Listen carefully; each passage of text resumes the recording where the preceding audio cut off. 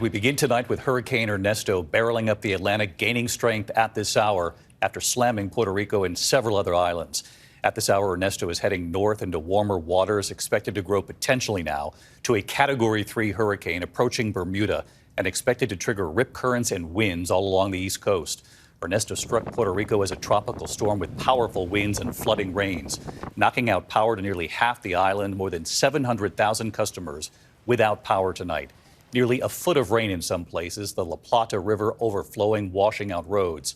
Puerto Rico, as you know, is still not fully recovered from Hurricane Maria back in 2017. And tonight they are now reeling from another blow.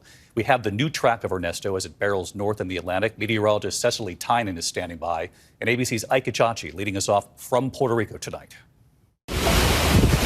Tonight, Ernesto is now officially a hurricane and growing stronger by the hour. After battering Puerto Rico, the images still coming in. Ernesto dumping nearly a foot of rain in spots. Rivers raging over their banks. Some villages reportedly cut off.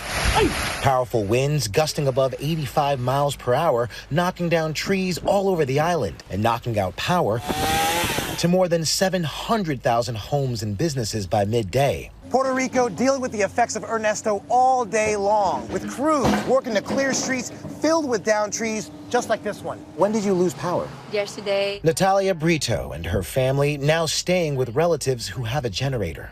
I'm hoping the energy will come back soon, so that's my only hope. In Cabo Rojo, they needed heavy equipment to clear this road so emergency vehicles could get through. The system hitting the Leeward Islands with heavy rain and howling wind. From the Virgin Islands to Guadeloupe. In Saint Martin, this cargo ship breaking away, drifting in the bay. Back in Puerto Rico, the trauma from 2017's Hurricane Maria still fresh in the minds of so many here. The Category 4 storm decimating the island. 7 years later, Puerto Rico's power grid still hasn't fully recovered.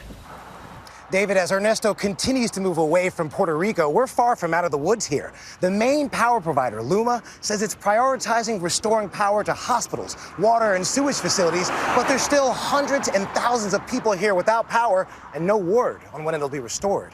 David? Ike Chachi and our team in Puerto Rico tonight. Ike, thank you. Let's get right to Chief Meteorologist Cecily Tynan from our Philadelphia station, WPVI, back with us tonight. Cecily, always great to have you. Take us through the new track tonight.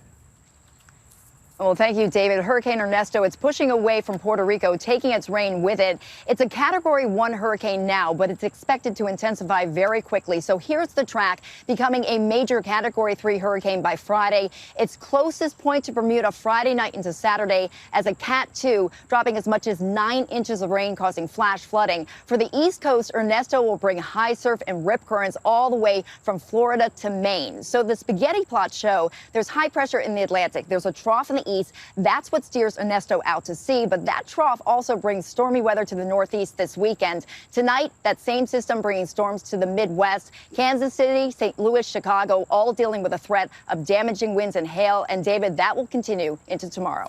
Cecily Tynan of WPVI. Cecily, say hello to everyone at Action News for us. Thank you.